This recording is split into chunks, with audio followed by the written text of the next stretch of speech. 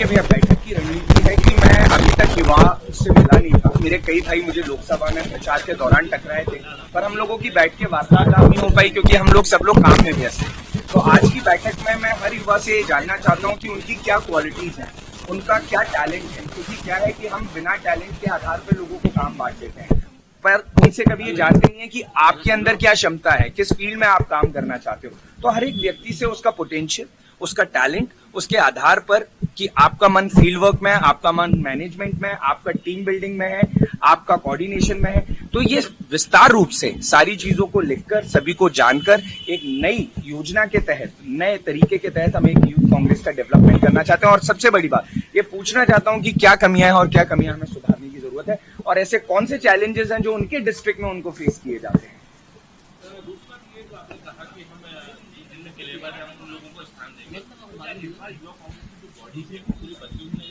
बिल्कुल पूरी बदलेगी, बिल्कुल एक नई बॉडी तैयार करेंगे। अध्यक्ष जी ने एक बात कही है, सीएलपी लीडर जी ने कहा कि याद रखना काम करने वाले की जगह होनी चाहिए। अक्सर हम काम करने वाले को पीछे छोड़ देते हैं, अगर काम करने वाले को उसका उचित स्थान दिया जाएगा तो पार्टी और मजबूत होगी। तो मेरा प्रयास है कि कहीं ना कहीं जो काम करने वाले हमारे नीचे, हम लोग कभी कभी हम ग्राउंड पे नहीं पहुंच पाते हैं, तो मेरा यह मानना है ग्राउंड पे पहुंच के वो सभी काम करने वाले नए युवाओं को लेकर आऊं जो पार्टी की एक शक्ति बने और एक नई ऊर्जा के साथ कार्य करें।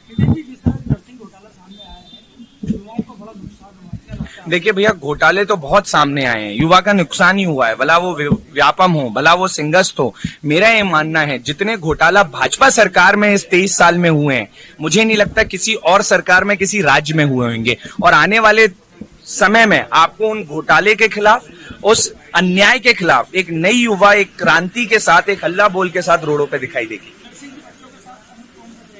हमेशा है, हर एक व्यक्ति। कल भी हम लोगों ने कहा बुरहानपुर में जो 7 साल की बच्ची के साथ हुआ है, हमने उसमें भी कहा कि अगर जल्दी से एक्शन नहीं हुआ तो बुरहानपुर में हम बहुत बड़ा एक आंदोलन खड़ा करेंगे। क्यों करेंगे?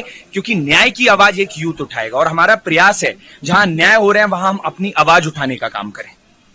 सीनियर नेता या युवा नेता लगातार बीजेपी में जा रहे हैं, युवा को कैसे? ये तो लोकसभा का क्वेश्चन था, मैं फिर रिपीट कर देता हूँ कि जो आपने क्वेश्चन किया, जिसका स्वार्थ है वो जाइए, जो निस्वार्थ है वो पार्टी में बना रहेगा। और स्वार्थ वाले को तो घर वाले भी नहीं रोक पाते हैं, भाई भाई में भी स्वार्थ आ जाता है तो वो अपनी जमीन का हिस्सा बांट लेता है। तो ये तो परिवार है, जिसमें स्वार्थ आएगा वो जाएगा, और जो निस्वार्थ भाव से काम करेगा वो पार्टी में रुक के काम करेगा। हमसे जुड़े रहने के लिए हमारे YouTube चैनल को सब्सक्राइब करें और नई वीडियो की नोटिफिकेशन के लिए बेल आइकॉन को दबाएं। अगर आप ये वीडियो Facebook पर देख रहे हैं तो लाइक जरूर करें और ज्यादा से ज्यादा शेयर करें। धन्यवाद।